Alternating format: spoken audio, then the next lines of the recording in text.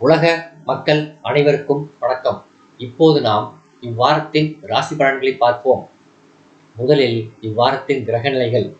மேசத்தில் குரு வக்ரம், கன்னியில் கேது, துலாத்தில் சுக்கிரன், விருச்சிகத்தில் சூரியன், செவ்வாய், புதன் வக்ரகதி.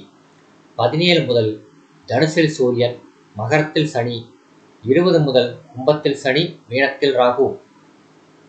முதலில் மேசம். சனி கும்பத்துக்கு செல்கிறார். 17ஆம் தேதி முதல் சூரியன் 9வது ராசியான தனுசு ராசியில் பிரவேசிக்கப் போகிறார்.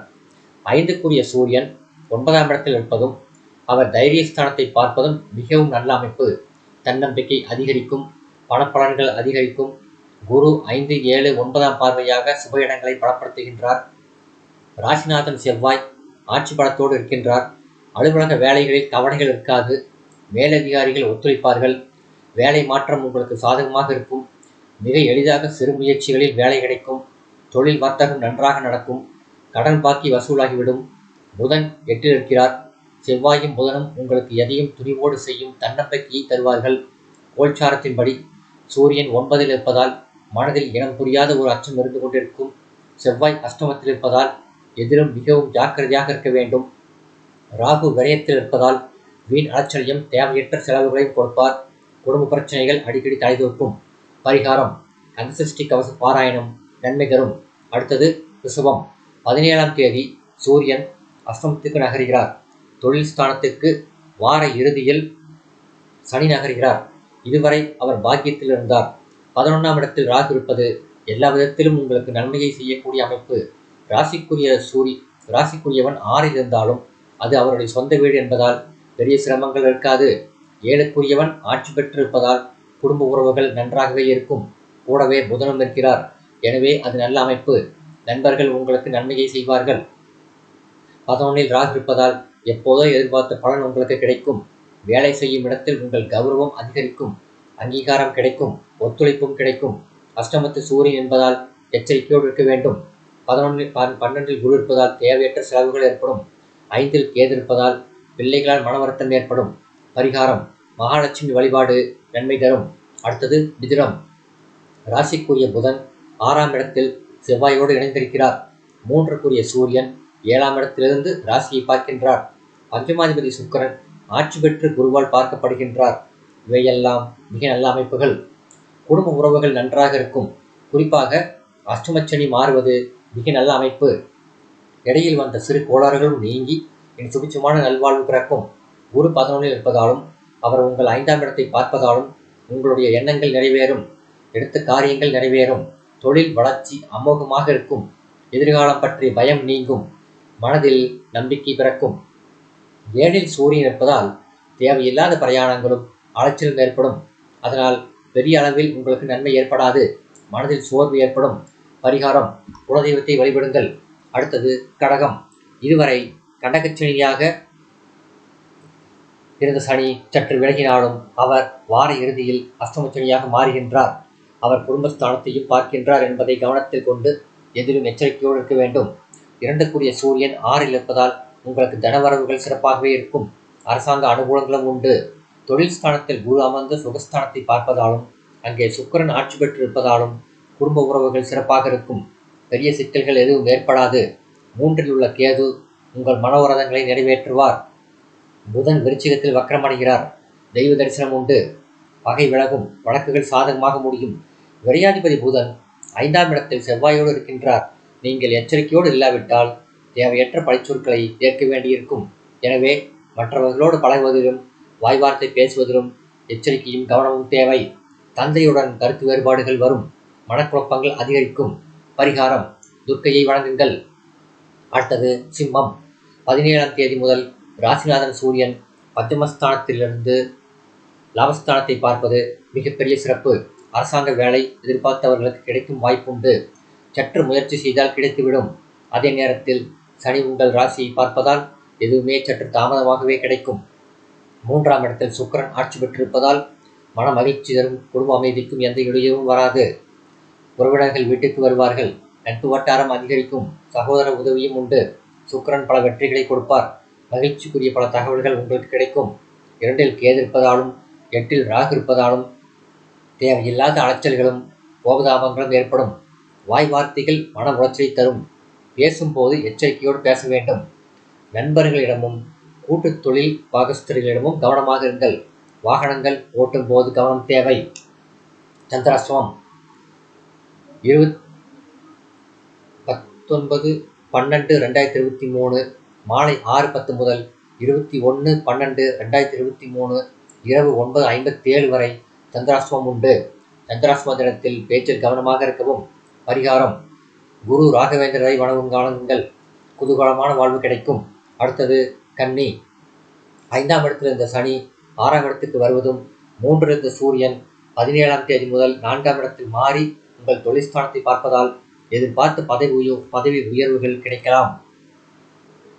2ஆம் இடத்தில் சுக்கிரன் ஆட்சி பெற்றிருப்பதால் தனவரவில் பஞ்சம் இருக்காது. அதற்கு துணையாக 3ஆம் இடத்தில் செவ்வாயும் ஆட்சி பெற்றிருக்கிறார். ராசிநாதன் அவரோடு இணைந்திருக்கிறார். இவைகளெல்லாம் தன்னம்பிக்கையும் தைரியத்தையும் வெற்றியையும் தரக்கூடிய அமைப்புகள்.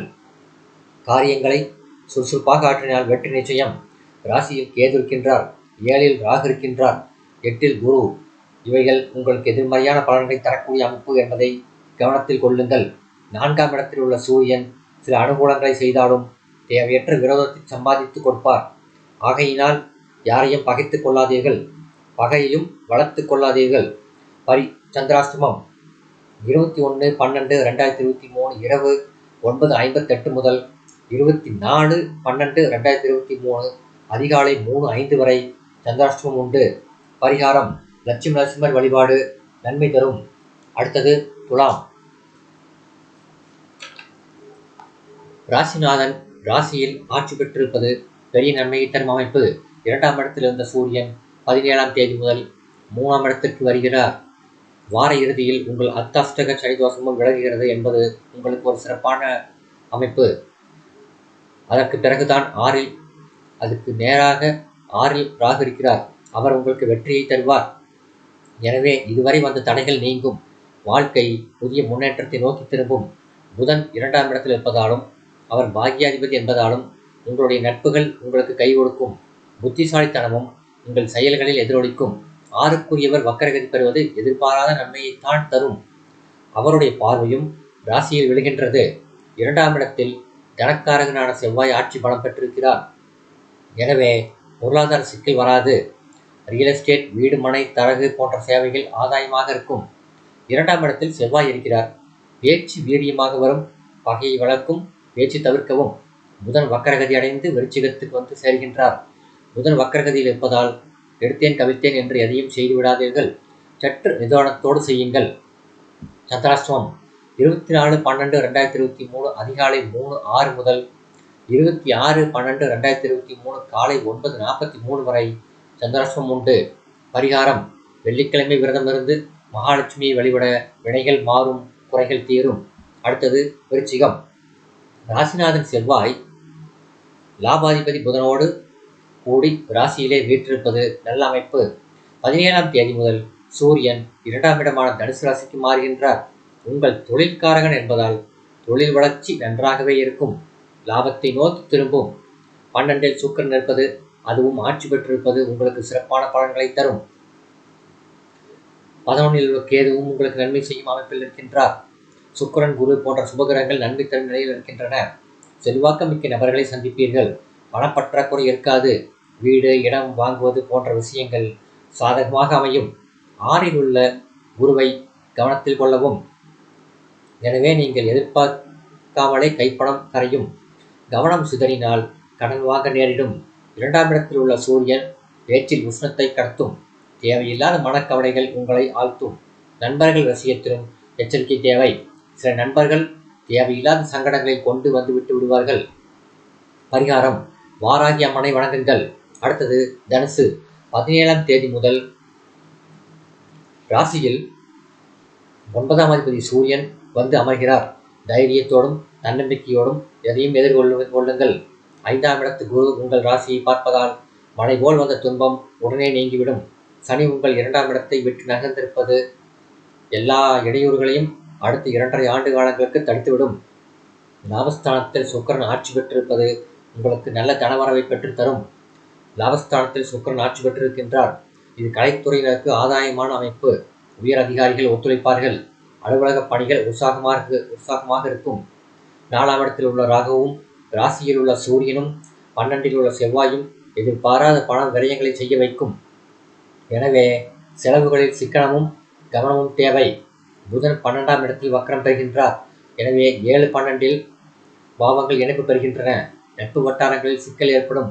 கணவன் மனைவி உறவுகளில் கருத்து வேற்றுமைகள் வரலாம். பரிகாரம்: அம்பாளையும் தட்சிணாமூர்த்தியை வழிபடுவது நன்மை தரும். அடுத்தது மகரம். இதுவரை ராசியில் அமர்ந்திருந்த வக்ர சனி நீங்கி குடும்பச்சனியாக மாறுகின்றது. அது சனியின் சொந்த வீடு என்பதால் நீங்கள் அளவுக்கு அதிகமாக இந்த 7 சனி குறித்து அச்சப்பட வேண்டியதில்லை. 9ஆம் இடத்தில் உள்ள கேது ஏதோ ஒரு விதத்தில் உங்களுக்கு நன்மையை செய்யும். 10ஆம் இடத்தில் சுக்கிரன் ஆட்சி, 11ஆம் இடத்தில் செவ்வாய் ஆட்சி, அவரோடு புதன் போன்ற கிரக அமைப்புகள் உங்களுடைய தன்னம்பிக்கையையும் தைரியத்தை வளர்த்து உற்சாகத்தை தரும். அந்த உற்சாகத்தை பயன்படுத்தி கொண்டு முன்னேறுங்கள். கடன் சுமை குறையும். கவலைகள் நீங்கும். வாக்குஸ்தானத்தில் சனி இருக்கின்றார். சுகஸ்தானத்தில் குரு இருக்கின்றார் என்பதால் ஆரோக்கியத்தில் அதிக கவனம் தேவை. அதை போலவே பேச்சிலும் அதிக கவனம் தேவை. உணவில் கட்டுப்பாடு தேவை. சகோதரர்களிடம் கருத்து வேறுபாடு வரலாம். எச்சரிக்கையுடன் இருக்கவும். பரிகாரம்: மகான்களின் ஜீவ சமாதி தரிசனம் நன்மை தரும். அடுத்தது கும்பம். ராசிநாதன் சனி ராசியில் வந்து அமர்கிறார். லாபாதிபதி குரு 3ஆம் இடத்திலிருந்து உங்கள் லாபஸ்தானத்தை பார்ப்பதால் தொழில் மற்றும் வணிகத்தில் தடைகள் இருக்காது. எப்போதும் போலவே இருக்கும். பெரிய அளவில் லாபம் வராவிட்டாலும் நஷ்டம் எதுவும் வராது. 2ஆம் இடத்தில் ராகு இருப்பதால் ஏதோ ஒரு விதத்தில் உங்களுக்கு பணவரவு வந்து கொண்டுதான் இருக்கும். பாகிஸ்தானத்தில் சுக்கிரன் ஆட்சி பெற்றிருப்பதால் வர வேண்டிய கடன்கள் வசூலாகிவிடும். ஆடம்பர செலவுகள் அதிகரிக்கும். மன மகிழ்ச்சி கூடும். குடும்பத்தில் அமைதி நிலவும். 2ஆம் இடத்தில் உள்ள ராகுவும் 8ஆம் இடத்தில் உள்ள கேதுவும் கவனத்தில் கொள்ளப்பட வேண்டிய எதிர்மறை கிரக நிலைகள். இவை உங்களுடைய வேகத்திற்கு அவ்வப்பொழுது சிறு சிறு முட்டுக்கட்டைகள் போடும். கவனம் சிதறாமல் பிரயாணம் செய்தால் இந்த கிரக தடைகளிலிருந்து தப்பித்துக் கொள்ளலாம். முன் யோசனை அவசியம். பரிகாரம்: சனிக்கிழமை தோறும் ஆஞ்சநேயரை வேண்டிக் கொள்ளுங்கள். அடுத்தது மீனம். ராசியில் ராகு இருக்கின்றார். 2ஆம் இடத்தில் ராசிநாதன் இருக்கின்றார். அவர் உங்கள் 10ஆம் இடத்தை பார்க்கின்றார். 10ஆம் இடம் காரியஸ்தானம், தொழில் ஸ்தானம் என்பதால் தொழில் வணிகம் சிறப்பாக இருக்கும். அதற்கு நேராக 10ஆம் இடத்தில் சூரியன் வந்திருக்கிறார். அவர் நல்ல பண வரவுகளையும் அரசாங்க அலுவலக அனுகூலங்களையும் தருவார். சுக்கிரன் 8ல் இருந்தாலும் அவர் உங்கள் சந்தோஷங்களை கெடுக்க மாட்டார். புதிய துணிமணிகளை வாங்கும் யோகம் ஏற்படும். பொது வாழ்க்கையில் கண்ணியமும் கௌரவமும் கிடைக்கும். பிள்ளைகளின் எதிர்காலம் குறித்த முயற்சிகள் பலனளிக்கும். ராசியில் ராகு இருப்பதும் 7ல் கேது இருப்பதும் சிறு சிறு குடும்ப உரசல்களை எழுப்பிக் கொண்டிருக்கும். அதை அவ்வப்பொழுது அடக்கி வைத்து நிதானமாக கையாண்டால் எந்த சிக்கலும் இருக்காது. உடல் நலத்தில் போதுமான கவனம் தேவை. உங்களுடைய எண்ணங்களை நீங்களே அடிக்கடி மாற்றிக்கொள்ளாதீர்கள். பரிகாரம்: தட்சிணாமூர்த்தி வழிபாடு நன்மை தரும். இந்த வீடியோ உங்களுக்கு பிடிச்சிருந்தா லைக் பண்ணுங்க, ஷேர் பண்ணுங்க, சப்ஸ்கிரைப் பண்ணுங்க. நன்றி.